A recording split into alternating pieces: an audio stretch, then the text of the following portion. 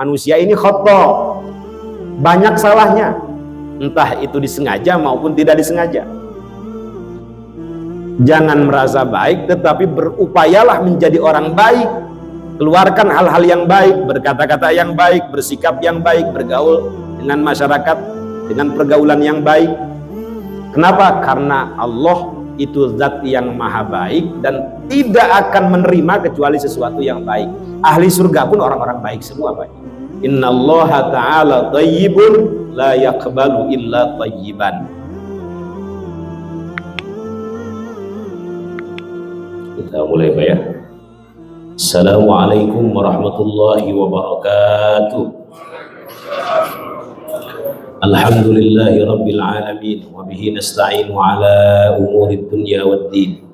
Wassalatu wassalamu ala asyrafil anbiya'i wal mursalin sayyidina wa maulana Muhammadin wa ala alihi wa sahbihi ajma'in.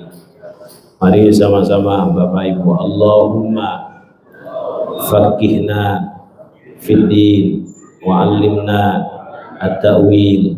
Allahumma inna nas'aluka ilman nafi'a wa amalan salihan mutaqabbala wa rizqan wasi'an halalan tayyiban mubaraka.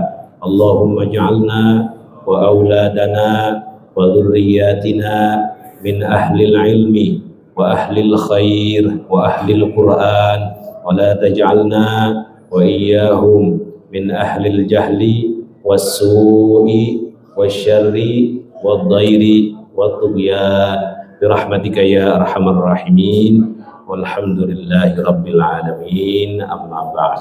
Hadirin jamaah salat maghrib Masjid Jami Nurus Salam Kemhan yang dimuliakan Allah Subhanahu wa taala. Alhamdulillah, dalam kesempatan yang mulia ini kita kembali dalam kajian rutin kita, kajian hadis Arba'in Nawawi karya Imam Abu Zakaria Yahya ibn Syaraf An-Nawawi rahimahullah. Mudah-mudahan hadirnya kita di sini dicatat sebagai amal soleh, amal baik, amal ibadah yang dapat memperberat timbangan kebaikan kita di akhirat.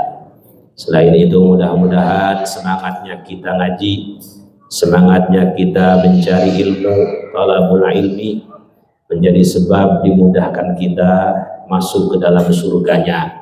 Amin amin ya rabbal alamin. Sebagaimana sabda baginda Nabi besar Muhammad sallallahu alaihi wasallam, man salaka tariqan, barang siapa yang menempuh jalan, yaltamisu fihi ilma, untuk mencari ilmu, untuk ngaji, sahalallahu lahu bihi tariqan ilal jannah, maka Allah akan mudahkan baginya dengan sebab mencari ilmu itu masuk ke dalam surganya. Amin amin ya rabbal alamin.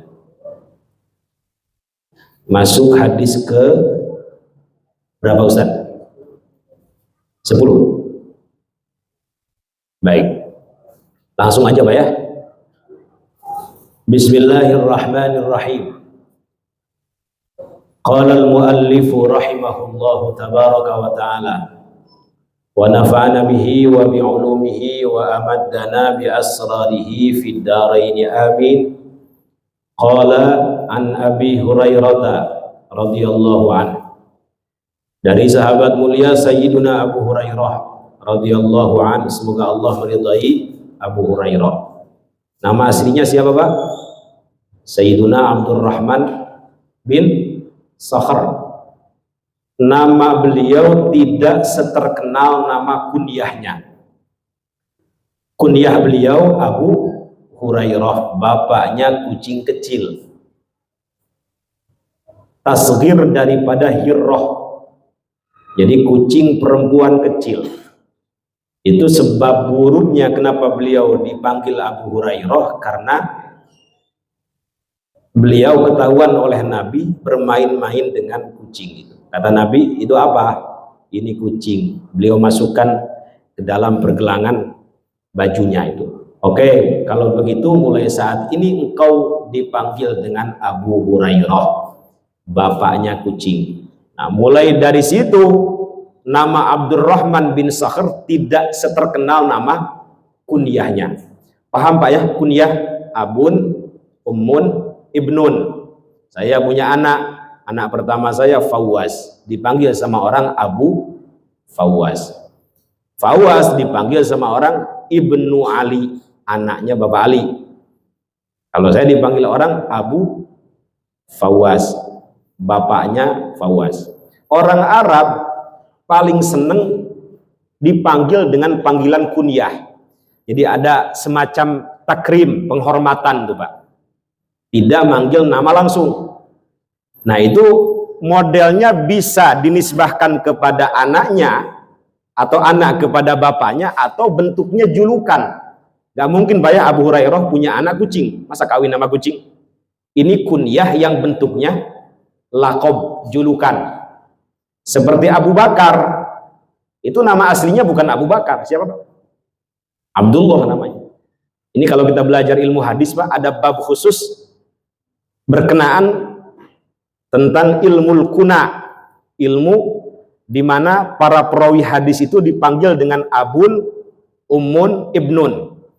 Kenapa? Karena banyak para sahabat, para ulama yang dikenal dengan nama kunyahnya, bahkan dikenal nama julukannya, bukan dengan nama aslinya, seperti Abu Hurairah ini. Nama aslinya siapa tadi Pak? Wahodai, Abdurrahman bin Sakhr. Beliau aslinya Yaman, sukunya dari Daus, Ad-Dausi Al-Yamani. Sayyiduna Abu Hurairah ketemu Nabi di tahun ke-7 Hijriah. Makanya sebagian ulama hadis mengatakan beliau baru masuk Islam tahun ke-7 Hijriah. Berarti ketemu Nabi hanya 4 tahun, 3 tahun, 4 tahun. Nah, orang-orang orientalis mengatakan nggak mungkin dong. Ketemu Nabi belajar baru 3 tahun kok paling banyak meriwayatkan hadis. Itu orang-orang yang nggak suka dengan Islam. Disebut dengan al-mustasyrikun, orang-orang orientalis. Kelihatannya meneliti Islam tapi hanya kulitnya saja. Tujuannya untuk apa? Untuk melemahkan Islam. Nah, dedengkotnya siapa Pak? Dedengkotnya Walzier, Joseph Sachs, Giant Ball. Nah, itu dedengkotnya orang-orang orientalis. Mereka mengkaji hadis, mengkaji tafsir, tapi tujuannya untuk melemahkan Islam. Dibabat habis oleh Profesor Dr. Mustafa Al-A'dhami, guru daripada guru kami, ya Ali Mustafa Yakub. Beliau mendapatkan penghargaan sebagai pendekar hadis masa kini. Kenapa? Karena mampu membabat habis teori-teori orientalis yang kata beliau hanya sebatas kulitnya saja. Nah, termasuk Abu Hurairah dikritik sama mereka. Nggak mungkin dong ketemu Nabi 3 tahun kok bisa meriwayatkan hadis sampai 5.000 lebih gitu Pak. Dijawab oleh beliau sendiri, oleh Sayyidina Abu Hurairah sendiri. Saya ini, kata beliau, orang-orang ke pasar, orang-orang ke kantor, orang-orang macul, non macul teh, orang-orang ke warung, buka toko, orang-orang ke pabrik. Saya 24 jam ma'an Nabi, bersama Rasulullah Sallallahu Alaihi Wasallam. Beliau menyampaikan hadis, saya hafal, saya tulis. Beliau menyampaikan hadis, saya hafal, saya tulis. Beliau melakukan apa, saya catat. Jadi wajar beliau termasuk orang yang didaulat sebagai periwayat hadis terbanyak. Karena tiap hari bersama Rasulullah Sallallahu Alaihi Wasallam. Beliau tinggal di emperan Masjid Madinah yang kita kenal dengan As-Suffah. Orang-orangnya disebut dengan Ahlus Suffah atau Ashabus Suffah. Pemimpinnya siapa? Pemimpinnya Abu Hurairah ini. Ini pendapat pertama Pak ya. Beliau masuk Islam di tahun keberapa tadi Pak? Ke-7 Hijriah. Rasulullah wafat tahun 11 Hijriah. Jadi ketemu Nabi cuma 3 tahun Pak. Tapi ini pendapat dikritik oleh Profesor Dr. Muhammad Mustafa Al-A'dhami. Sebenarnya kata beliau, Abu Hurairah itu sudah masuk Islam sebelum Nabi hijrah ke Madinah. Cuma baru ketemu Nabi di tahun ke-7 Hijriah. Jadi dulu ada sahabat dari Yaman sudah Islam, kemudian diperintah oleh Nabi berdakwah kepada kelompoknya. Nah, di antara sekian yang masuk Islam adalah Abu Hurairah. Itu sebelum hijrah, baru ketemu Nabi di tahun ke-7 Hijriah. Jadi ini orang luar biasa. Nah, ini yang kemudian ditiru Pak oleh orang-orang sekarang.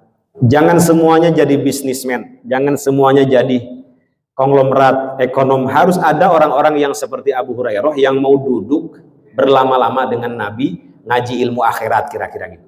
Bayangkan kalau nggak ada Abu Hurairah, Pak ya, mungkin Bapak nggak tahu sholat itu bagaimana, berapa rakaat, cara zakat bagaimana, cara haji bagaimana, cara baca Quran yang benar sesuai dengan makharijul huruf, sifatul huruf, ahkamul waqfi wal ibtida, rasmul utsmani, belum lagi belajar qiraah sab'ah, qiraah asyr. Syarat-syarat di mana dikatakan itu Al-Qur'an harus mutawatir, harus sesuai dengan qawaidul lughah al-arabiyah, harus sesuai dengan rasmul utsmani. Itu semua bisa dipelajari kalau fokus, Pak ya. Kalau 24 jam bersama baginda Nabi besar Muhammad sallallahu alaihi wasallam. Ini orang besar. Cuma beliau di akhir hayatnya sampai lebam itu, Pak, mukanya itu. Ditanya sama sahabat, kenapa Abu Hurairah kok mukamu sampai lebam begini? Takut mati? Enggak takut mati. Saya itu merasa ajal saya sudah dekat. Saya enggak takut mati, kata beliau. Yang saya takutkan, saya khawatirkan adalah kehidupan setelah kematian. Itu jawaban Abu Hurairah saat ditanya kenapa mukanya lebam. Itu bekas nangis, Pak, tiap malam. Itu sekaliber Abu Hurairah, Pak ya. Kalau kita kan Abu Gosok, kita nggak jelas nih. Jadi orang soleh itu, Pak, berpikir bagaimana kehidupan dia setelah kematian, apakah selamat atau tidak. Seperti siapa? Sufyan Ats-Tsauri kalau nggak salah. Sama tuh, sebelum meninggal kan ada orang-orang tuh yang diberikan kelebihan oleh Allah, firasat itu. Dia tahu sebelum meninggal tuh, saya akan meninggal sebentar lagi. Dikasih oleh Allah firasat itu.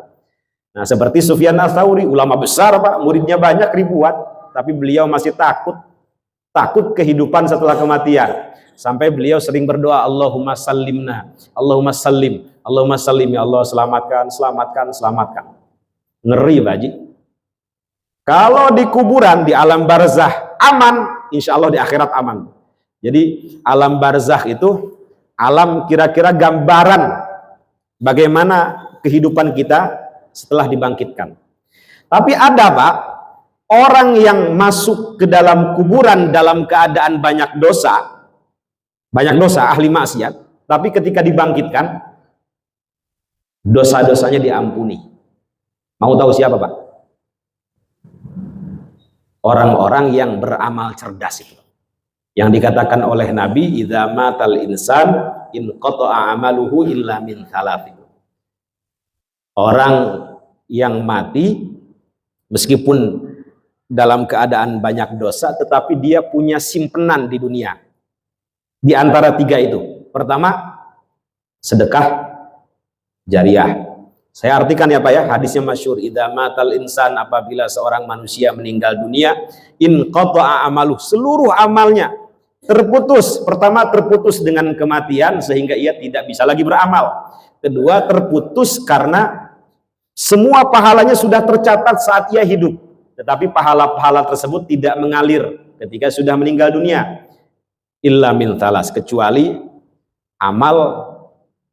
tiga amal yang pahalanya akan selalu dan terus-menerus mengalir. Yang pertama, sedekah jariyah, wakaf maksudnya. Kedua, au ilmin yuntafa'u bihi, ilmu yang dimanfaatkan. Ketiga, awaladin sholihin yad'ulah, punya anak yang soleh yang berbakti kepada orang tuanya, yang gak berhenti mendoakan mereka itu. Jadi udah, Pak, fokus hidup kita ini aja, Pak. Karena kita nggak tahu, Pak ya, sholat kita diterima apa tidak saat itu. Saat selesai kita melaksanakan sholat, sudah ada catatannya di malaikat. Ini sholatnya begini, ini kurang begini, ini bacaan Qurannya begini. Sudah ada catatannya. Tapi kalau Bapak mengajarkan, Pak, tentu dengan benar, dengan baik, kemudian murid-murid Bapak mengajarkan lagi terus, Bapak udah meninggal, itu pahala akan terus ditransfer.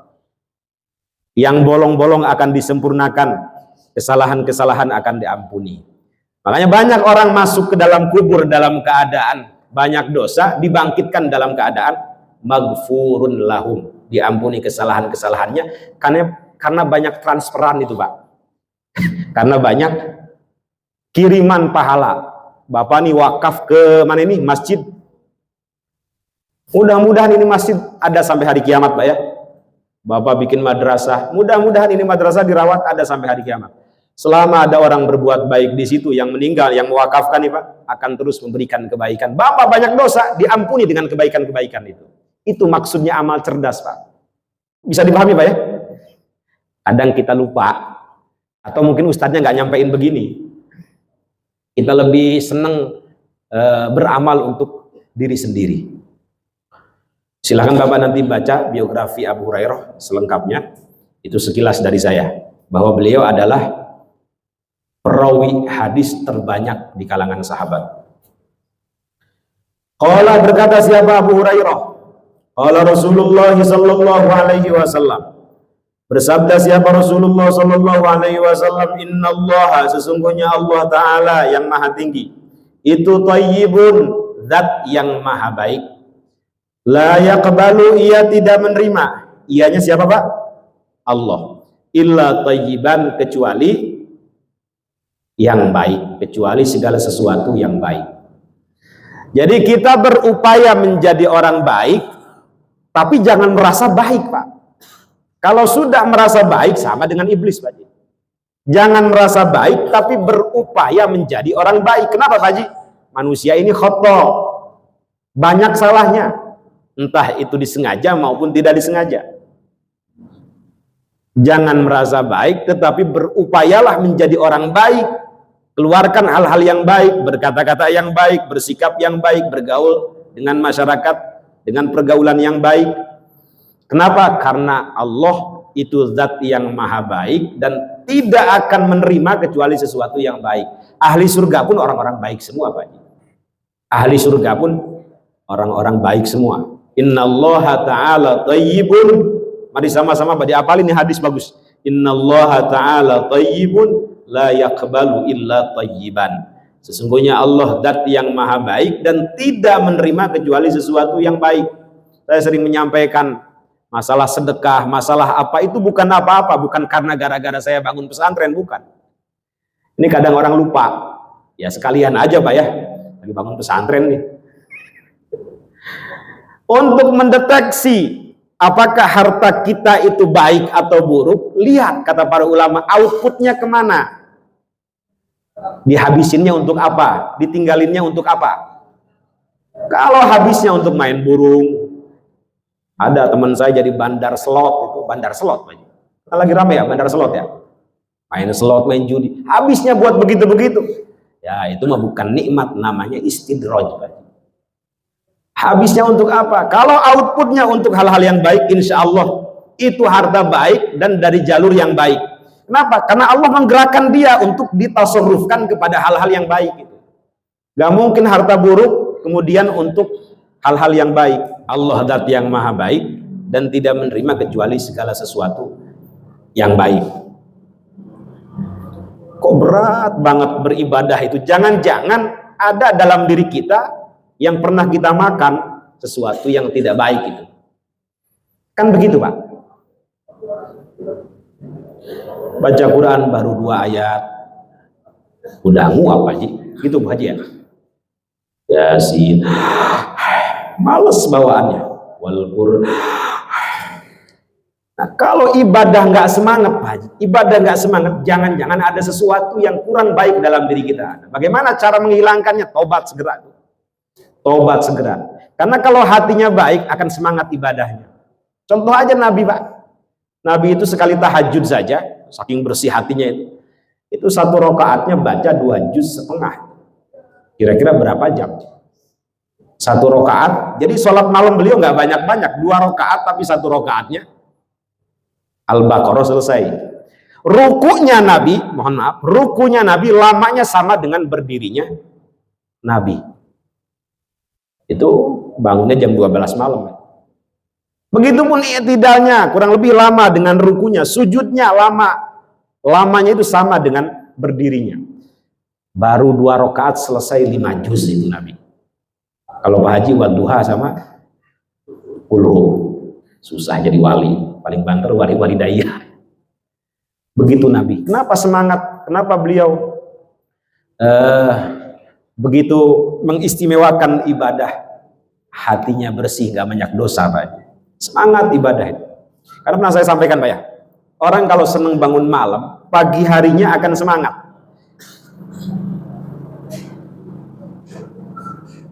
Alhamdulillah, ini ibu-ibu banyak nih. Kemarin pada kemana? Haji Dedi.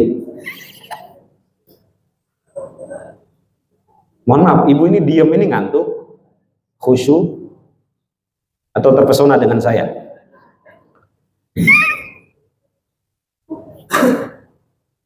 Yaqidu syaitan ala qafiyati ra'si ahadikum salatha uqad idza huwa nam. Hadisnya begitu. Setan itu mengikat dengan 3 ikatan di antara tengkuk kita itu. Salatha uqad. Kemudian dia bilang, lailun tawil, malamu masih panjang, farqud, sare wae, tidur aja, jangan bangun. Itu setan bilang begitu lagi tidur kita. Tetapi kalau ini staiqadha, kalau dia bangun, kemudian fadzakarallah, dia berzikir mengingat Allah, alhamdulillahilladzi ahyana ba'dama amatana wa ilaihin nusyur, in halat uqdah. 1 ikatan yang diikat oleh setan terlepas. Kan gitu Pak ya? Wa idza tawaddaa, kalau dia berwudu, in halat uqdah. 2 ikatan terlepas. Dia bangun berzikir, 1 ikatan terlepas. Dia wudu, 1 ikatan terlepas. Wa idza shalla, kalau dia salat, in halat uqdah. Semua ikatan yang diikat oleh setan semua terlepas itu. Apa kata Nabi? Fa asbaha nasyitan thayyiban nafsi. Orang yang seperti ini pada pagi harinya akan baik jiwanya, nggak mudah marah, nggak mudah suuzon. Hati-hati. Thayyiban nafsi. Semangat, jiwanya baik. Bawaannya semangat. Kenapa? Setan sudah hilang dari diri kita. Tetapi kalau dia nggak bangun malam, apalagi subuhnya kelewat, banyak di sini Baji. Berapa di subuhnya? Kelihatan di muka-mukanya buram semua. Kalau dia nggak bangun malam, subuhnya kelewat, fa asbaha khabithan nafsi kaslan. Saya hafalkan hadis itu Pak, untuk mengingatkan saya agar selalu bangun malam, meskipun kadang belang bentong gitu. Kalau Bapak nggak bisa bangun malam, upayakan sebelum tidur baca 2 ayat terakhir daripada surah Al-Baqarah, kafatah. Ya sama pahalanya seperti melakukan sholat semalaman suntuk. Atau jangan ketinggalan sholat subuh, karena sholat subuh berjamaah faka'an nama shollal laila kullah. Itu seperti melaksanakan sholat semalaman suntuk. Kalau sholat isya berjamaah setengah malam, ada yang kuat Haji sholat setengah malam? Ada para wali. Semalaman suntuk? Nggak ada. Para wali mungkin ada. Ini cukup tidak meninggalkan sholat subuh berjamaah, itu sama seperti melaksanakan qiyamul lail semalaman suntuk. Jangan ditinggalin Pak ya, kalau nggak darurat sholat subuhnya. Basyiril masyaina fil dhulami ilal masajid. Berilah kabar gembira kata Nabi terhadap orang-orang yang datang ke masjid pada malam hari dalam waktu gelap, fil dhulam, di waktu kegelapan, bin nuritam yaumal qiyamah, dengan cahaya yang sempurna pada hari kiamat. Itu kata Imam Az-Zindi, maksud al-dhulam di situ adalah salatul isya dengan salatus subhi. Salat isya dengan salat subuh berjamaah. Jadi kalau bisa 2 sholat ini diupayakan berjamaah di masjid tuh Pak. Salah satu keutamaannya apa? Nanti akan datang pada hari kiamat bin nuritam, dengan cahaya yang sempurna yang akan diberikan kepada orang-orang tersebut. Jangan sampai kita di akhirat buram Pak Haji, nggak ada cahaya sama sekali, susah Nabi ngenalin kita. Penting sholat isya berjamaah dengan sholat subuh berjamaah. Gak usah berantem masalah kunut nggak kunut. Sekarang udah nggak ada yang berantem Pak. Soalnya apa? Nggak ada yang sholat subuh soalnya. Siangan semua. Kalau dulu kan masih berantem masalah kunut nggak kunut.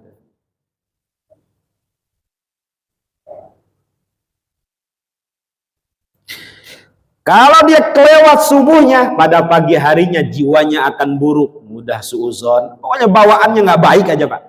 Kaslan itu artinya males aja bawaannya. Kenapa? Setan masih menguasai dia tuh. Makanya santri di rumah itu saya wajibkan bangun minimal 3:30 untuk membiasakan. Alhamdulillah sholat duha nggak pernah kelewat, tahajud bangun 3:30, 5 waktu nggak pernah kelewat. Doain Pak ya santri-santri ya. Ada dari sini siapa? Anaknya Pak Dedi. Udah 1,5 juta anaknya Pak Dedi, baru 1 bulan. Silahkan yang mau mondok, mau jadi hafid yang alim, yang mau khidmah kelak di masyarakat dengan ikhlas, harus menjadi ad-da'i ilallah, ada keinginan untuk menyampaikan ilmu Rasulullah Shallallahu Alaihi Wasallam. Jangan semuanya jadi bisnismen, biar Mas Jack aja yang nyari duit, biar Pak Haji Dedi aja yang nyari duit. Nah, harus ada orang-orang di sini yang tafakuh fiddin, yang nanti meneruskan ini masjid. Kan Bapak nggak selamanya di sini Pak ya, paling 60 sampai 70 tahun. Udah setelah itu ngapain? Harus ada regenerasi. Nanti mungkin Adit yang gantiin, anaknya Pak Jack, anaknya Pak Ali, anaknya Pak Daud, kan begitu. Yang imamin. Harus ada yang bisa ngaji fikih, karena fikih pesolatan ini penting Pak. Jangankan kita yang orang awam, imamnya saja kadang nggak paham fikih sholat itu. Kemarin saya sampaikan rukun kolbi, rukun kauli, rukun fi'li. Bagaimana setelah waladhdallin berhenti dulu. Rukun qauli kalau kita ngikut Fathul Mu'in Pak, bacaan Fatihahnya nggak bener, nggak sah Bapak. Nah, itu kalau nggak belajar kan bagaimana? Maka jangan berhenti belajar Pak ya. Al-alim kabirun walau kana saghiran. Orang alim itu besar walaupun dia kecil, usianya masih muda. Tetapi al-jahil saghirun walau kana kabiran. Orang bodoh itu, orang nggak mau belajar itu kecil walaupun dia udah tua Pak. Kata Imam Syafi'i, hayatul fata wallahi bil ilmi wat tuqa. Kehidupan atau harga seseorang itu 2 saja. 1 bil ilmi dengan ilmu, 2 wat tuqa dengan ketakwaan. Idalam yakuna la'tibara lidati, kalau bukan karena 2 hal tersebut nggak ada harganya manusia ini. Ya, ini buat pengingat aja Pak Ji. Jangan semuanya jadi dokter Bu ya. Anaknya jangan semuanya jadi, nggak apa-apa dokter tapi yang alim gitu.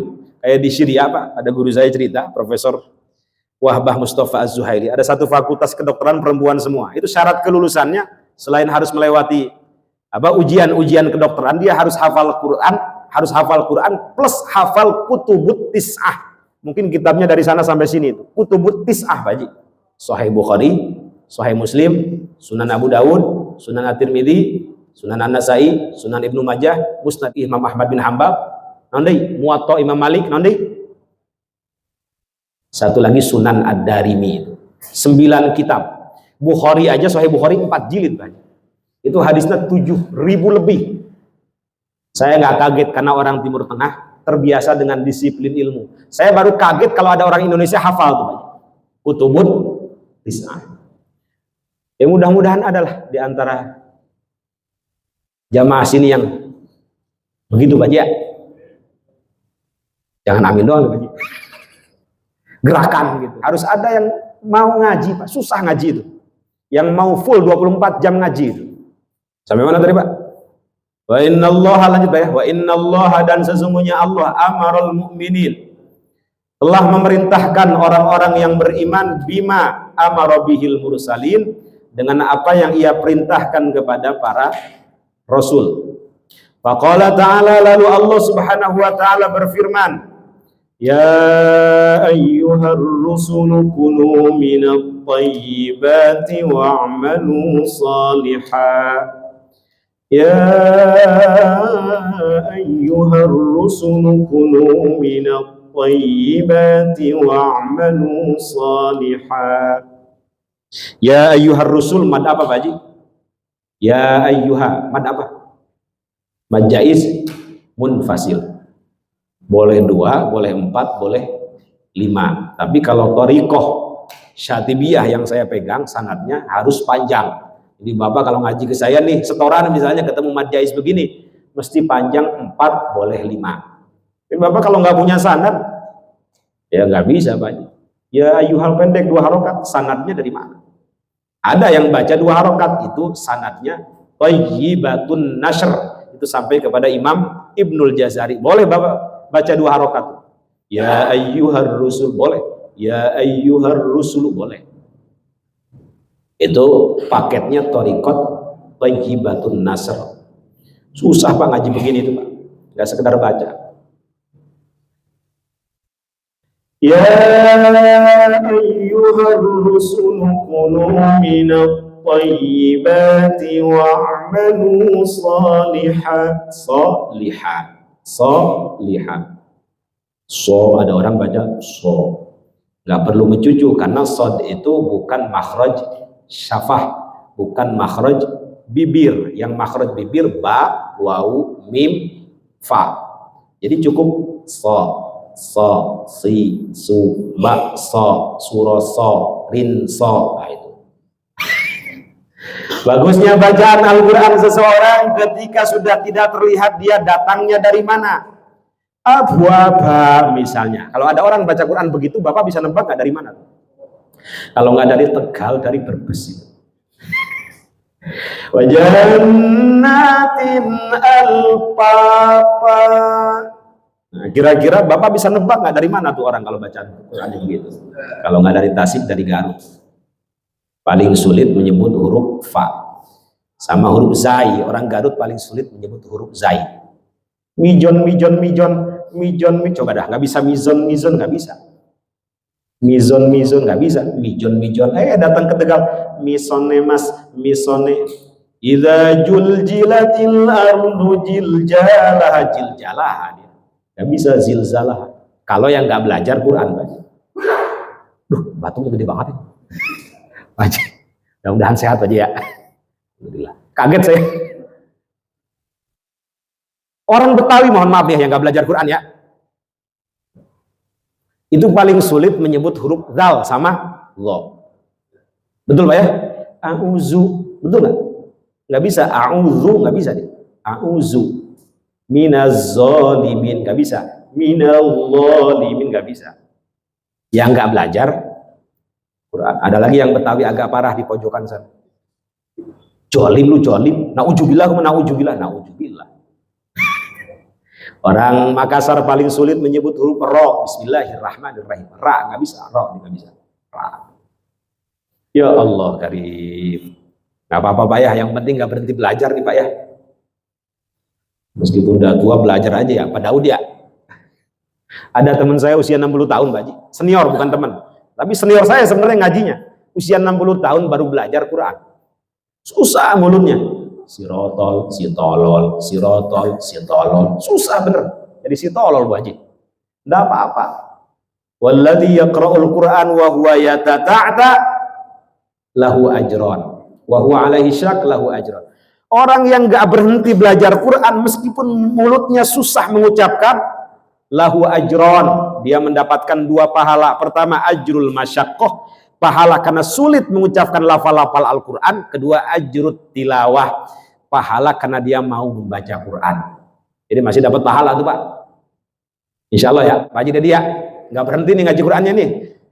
Amalan paling enak Pak, yang itu kalau kita baca kita dapat syafaat ya Quran aja Pak. Jadi Quran itu nggak paham pun akan memberikan syafaat. Maka dukung kalau ada pesantren-pesantren Quran. Perhatikan kalau dia punya komitmen ingin menghafal Quran. Mudah-mudahan berkah kita memperhatikan mereka ini, ya kita kecipratan syafaat Quran lah kira-kira gitu. Oke, lanjut Pak Haji, sampai mana tuh? Ya ayyuhar rusulu, wahai para rasul, kulu makanlah kalian minat thayyibati, dari makanan-makanan yang baik, wa'malu, dan beramalah kalian salihah, dengan amal yang soleh, yang baik, yang patut, yang layak sesuai dengan syariat. Wa qala ta'ala, dan Allah subhanahu wa ta'ala berfirman, ya ayyuhalladzina amanu, wahai orang-orang yang beriman, kulu makanlah kalian min thayyibati ma razaqnakum, dari makanan-makanan yang baik, ma razaqnakum, yang telah kami rizkikan kepada kalian. Min thayyibati ma razaqnakum. Dan ini diantara sebab Pak anak kita menjadi baik itu diperhatikan, kata para ulama, makanannya, asupan makanan yang baik dan halal. Karena pernah saya sampaikan Pak ya, Kata para ulama, ini kita lagi usaha semua ini, mudah-mudahan punya anak yang baik, yang soleh dan solihah.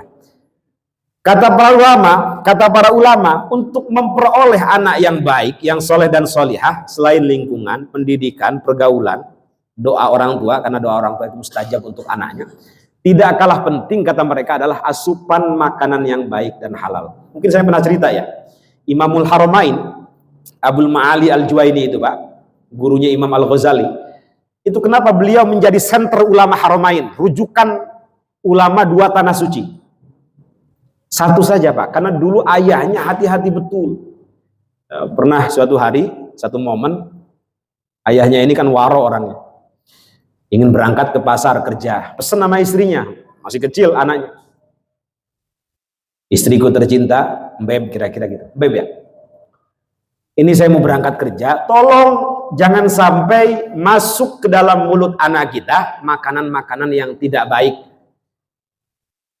yang tidak halal, apalagi yang haram.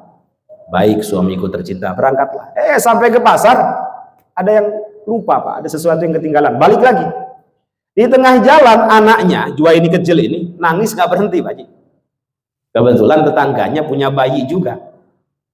Disusukanlah, minta tolong. Susunya dia, asinya dia serot gak keluar.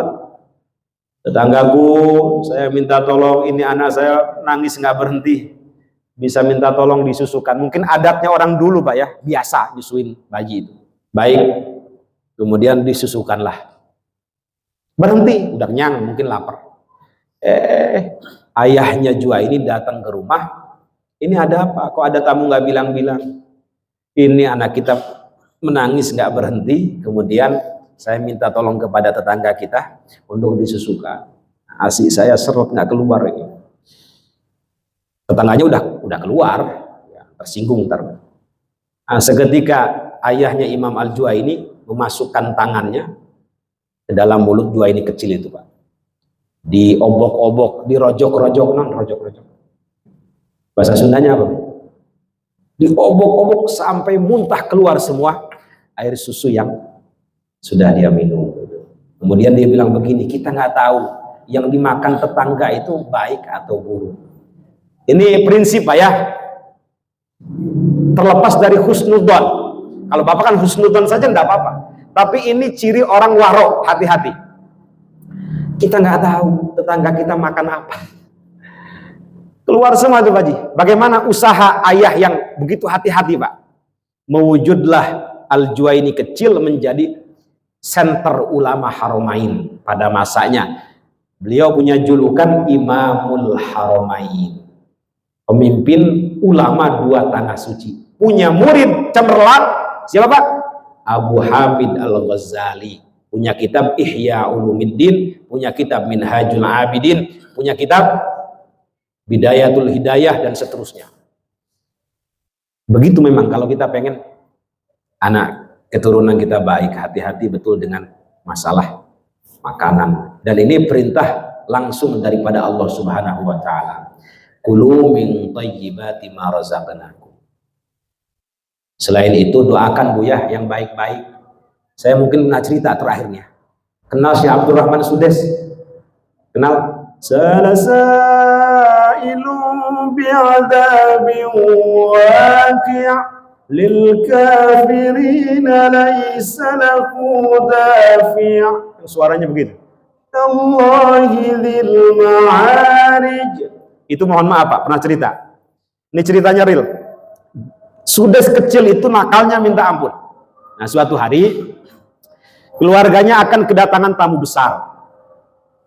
Nah, disiapkanlah oleh ibunya makanan. Ya biasalah kalau ada ulama-ulama besar itu penghormatannya berlebih. Mungkin masak biryani, masak nasi kebuli, masak naon deh? Gorengan. Masak nasi mandi. Selesai jam 11 siang dari pagi. Tiba-tiba Sudes kecil selesai main bawa pasir itu Pak Haji. Ditaburin semua makanan itu. Kira-kira kalau ibu digituin sama anak, kira-kira bagaimana? Tendang, jewer. Ibu udah nyiapin makanan dari pagi, selesai jam 11 siang. Anak ibu yang kecil ini habis main bawa pasir, ditaburin itu. Kira-kira gimana? Tendang, jewer, atau apa? Ibunya Sudes bijak Pak. Beliau nggak marah tuh. Beliau bilang begini, ukhruj anta ja'alakallahu imaman lil haramain. Keluar kamu, mudah-mudahan Allah jadikan engkau imam dua tanah suci itu. Doanya mustajab itu. Doa ibunya mustajab. Sekarang jadi presiden imam dua tanah suci, gajinya nggak berseri Baji. Kata raja, ambil semaunya, berapa aja. Kalau Pak Haji digituin bagaimana Baji? Kata Pak Haji Dedi, ambil gaji berapa aja. Oh, kawin lagi Baji. Pasnya kawin lagi, bahaya. Itu berkah doa ibu. Maka kalau bisa selesai sholat itu terus didoakan, jangan sampai keluar kata-kata buruk.